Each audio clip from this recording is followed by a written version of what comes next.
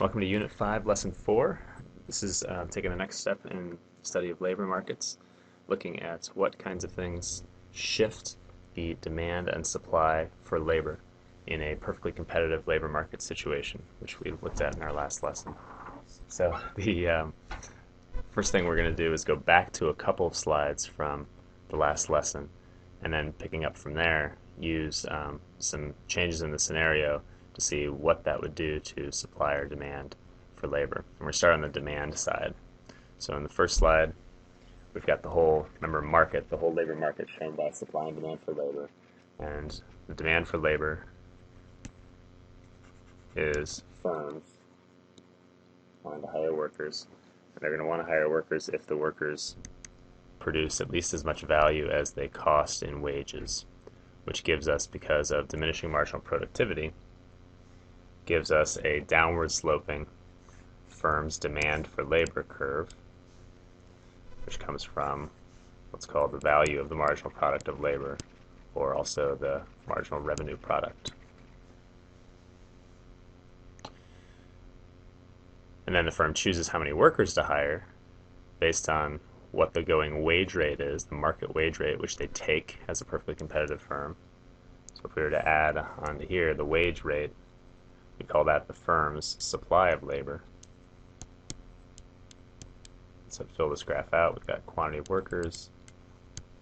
The profit maximizing quantity of workers to hire is where the value of the marginal product of labor is equal to the marginal resource cost, or the supply of labor.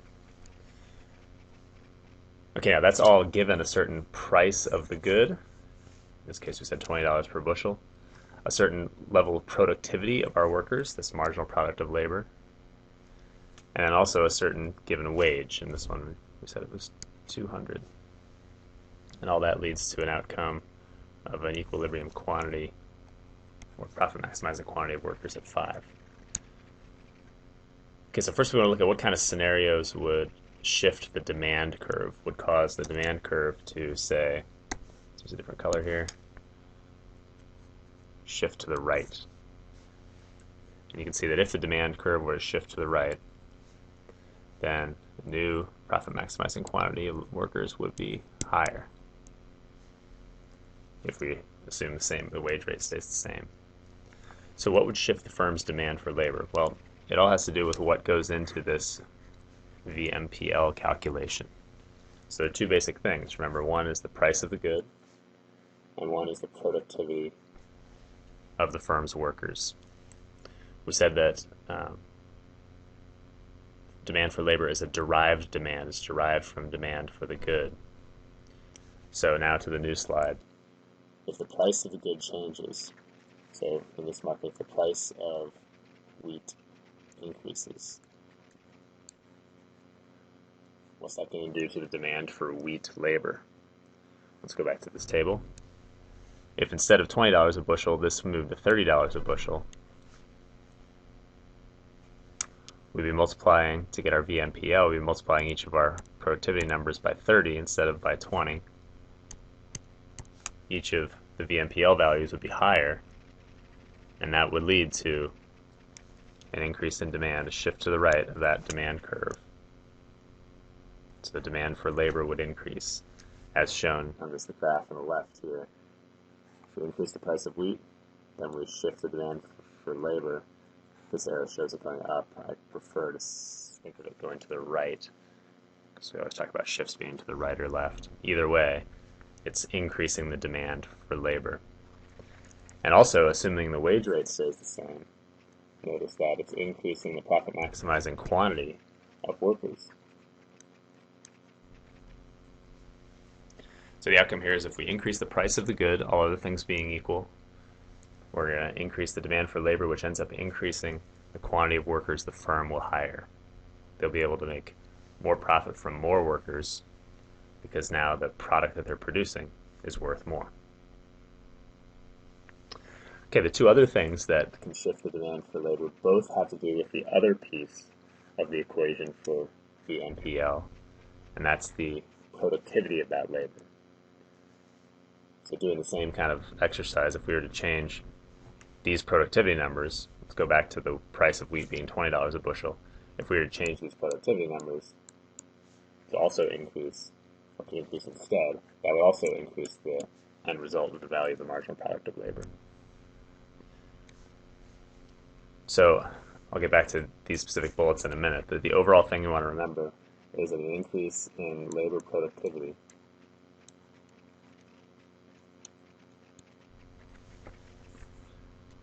will also end up increasing the demand for labor and increasing the quantity of workers hired.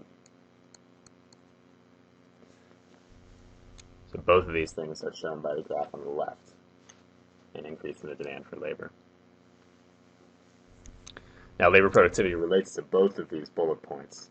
So the stories told by the book are if we change the supply of other factors, they're referring to, for instance, if you increase the amount of land that your given set of workers have to work with, or if you increase the amount of machinery they have to work with, a capital resource, or any other factors of production that you want to increase for those workers, that's going to make them more productive, therefore increasing the demand for labor, increasing the quantity of workers. So if we increase the amount of land they have to work with, we'll also increase the quantity of workers the firm wants to hire because they'll be more productive.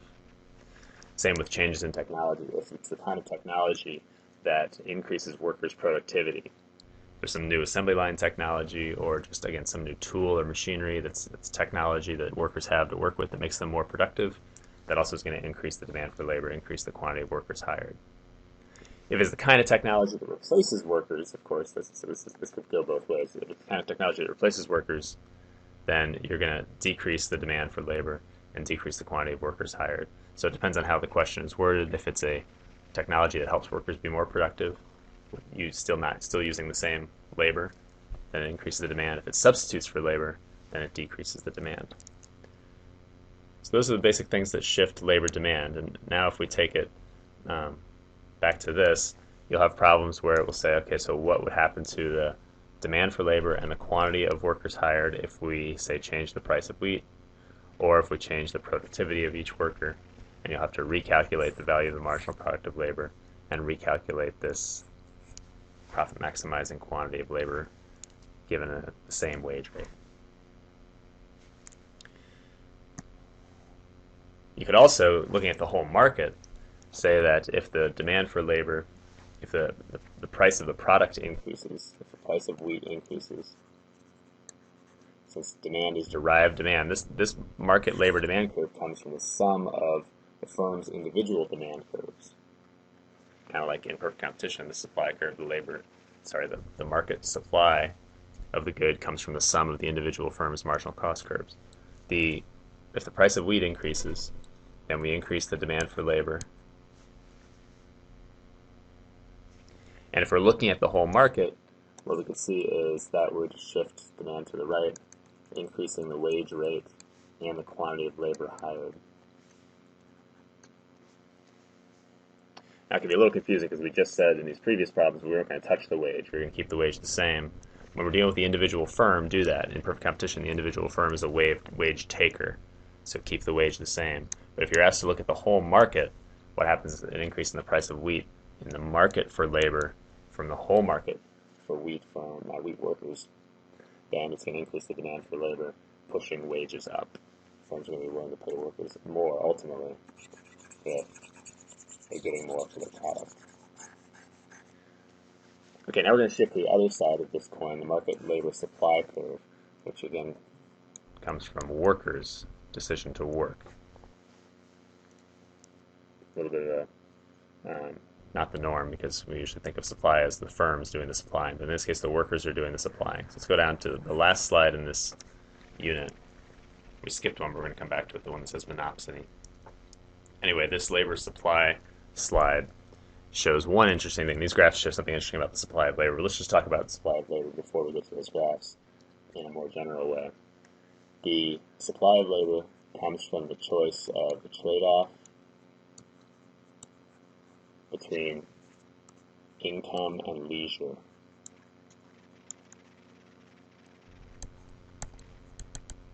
This means that when workers are trying to decide how many hours to work, or whether to enter the job market at all, They're trying to decide, okay, with each hour of my time, that's a resource that I have. Do I want to make money with that hour, or do I want to use that hour to consume leisure, is the phrase that's used. There's a trade-off. There's an opportunity cost. If I choose to work, I'm giving up some leisure. If I choose to have leisure, I'm giving up some income. That's the trade-off I'm interested in making, that I'm having to choose to make. This is what leads to an upward sloping supply for labor in general. So what we'd see is at lower wages, we would assume that workers would choose to work less because the opportunity cost of leisure is less. For them to choose not to work, they're giving up less. Whereas if the wages are higher, the wages go up to W2, we would move along the labor supply curve to a higher quantity of labor supplied because workers would find the trade-off to equation has changed. There's a greater opportunity cost for them choosing not to work. There's a greater opportunity cost of their choosing leisure. So they would choose less leisure and more income. So that's just a picture of what's going on over here. That's known as the substitution effect there. They're substituting as the wage goes up, they're substituting leisure for more income. So again, as wage increases, workers will substitute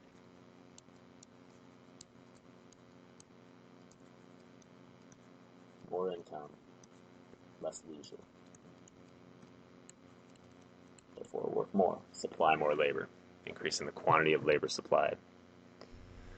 But you could also see, probably, hopefully you've already thought of this as I've been talking, that there could be a point where the wages are high enough that as the wage increases, or as a worker thinks about, okay, if I have a higher and higher wage, at some point, I don't need as much income. I don't need additional income on top of what I already have. And the opportunity cost to the equation changes again, and a worker might say that, at this point, I don't have enough leisure. I'm working pretty hard. I'm making good money. I want to do the trade-off in the other direction, that there's a greater opportunity cost for me to work at this point because I'm giving up my precious leisure time. So that's the situation, what would be called the income effect. And if you have the income effect prevailing, then as wages go up, workers would actually work a little bit less because on a per hour basis they're making more. They might be making more in the end than they were before anyway, and they'll choose more leisure. So the income effect is the opposite here. As the wage increases, workers can choose to work less because now they can afford to.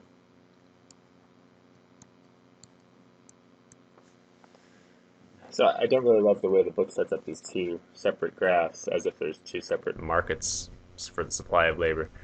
Theoretically, how it would work is you'd have most likely an increasing, upward sloping supply for labor, what we see on my graph on the right here. And then at some point when wages get high enough, it would start to bend backwards. So sometimes you'll hear referred to the backward bending labor supply curve.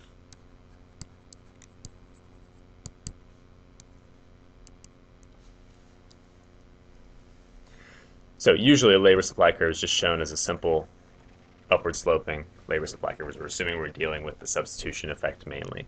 That's what you usually see, especially in these market graphs. But understand this income and substitution effect scenario and how the supply of labor can be backward bending. All right, last thing. What kinds of things will shift the supply of labor?